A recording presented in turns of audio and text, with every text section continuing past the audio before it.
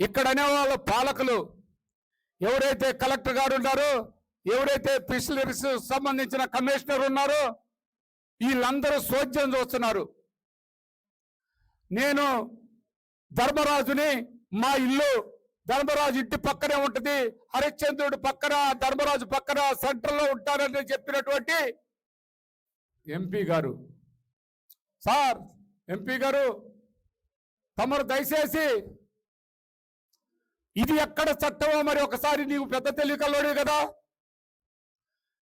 నేను చాలా పెద్ద తెలివికల్లోడని నువ్వే చెప్తున్నావు. వాస్తవం నువ్వు పెద్ద తెలివికల్లోడివి, మరి నీకు అన్ని తెలివితేటలున్నాయి. నా మీద రెక్కి పెట్టే కంటే మీరు ప్రజలకు ఉపయోగపడే ఆ చెరువు, నీ పక్కన ఉండే నీ మనిషి, నీ అంతరాత్మ ఆయన ఈ పని చేస్తుంటే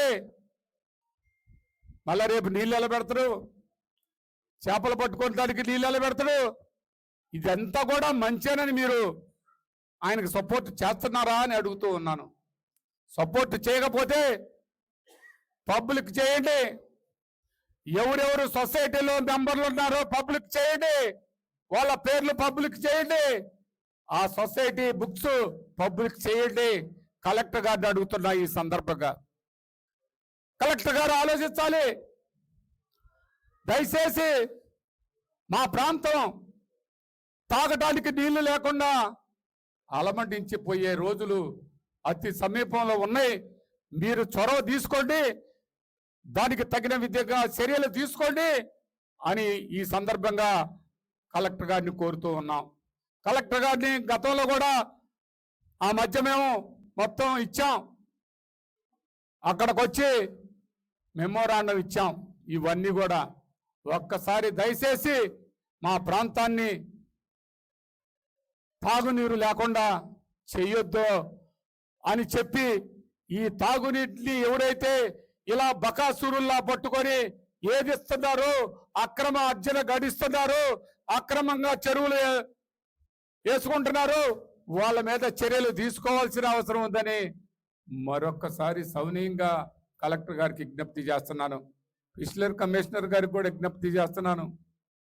అదేవిధంగా ఈ రాష్ట్ర ముఖ్యమంత్రి గారు నారా చంద్రబాబు నాయుడు గారిని ఒకటే అడుగుతున్నా, మీరు ఇలా ప్రభుత్వ ఆస్తుల్ని, ప్రభుత్వ చెరువుల్ని,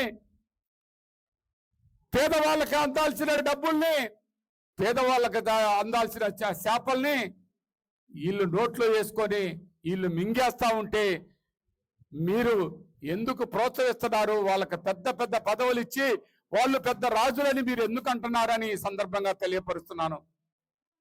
ఇవి అడిగితే ఏమండి, బ్రహ్మనాయుడు గారు భూబకాసురుడు అక్కడ కలుపుకున్నాడు, ఇక్కడ కలుపుకున్నాడు అని చెప్తాడు. కనీసం సిగ్గుండాలి. కలుపుకున్నదంతా తీసుకోండి అని చెప్తున్నాను. ఎక్కడైతే ఉంటే చెట్టున్నా తీసుకోండి. చట్ట ప్రకారం నా గినక లేని పరిస్థితుల్లో మీరు తీసుకోవచ్చని ఎన్నోసార్లు చెప్పాను. సిగ్గు లేకుండా మాట్లాడుతూ ఉంటారు. బకాసురుడు భూమి ఇదైంది, సెంట్రల్ జైలుకు జైలుకు పోయొచ్చాడు అని. ఇప్పుడు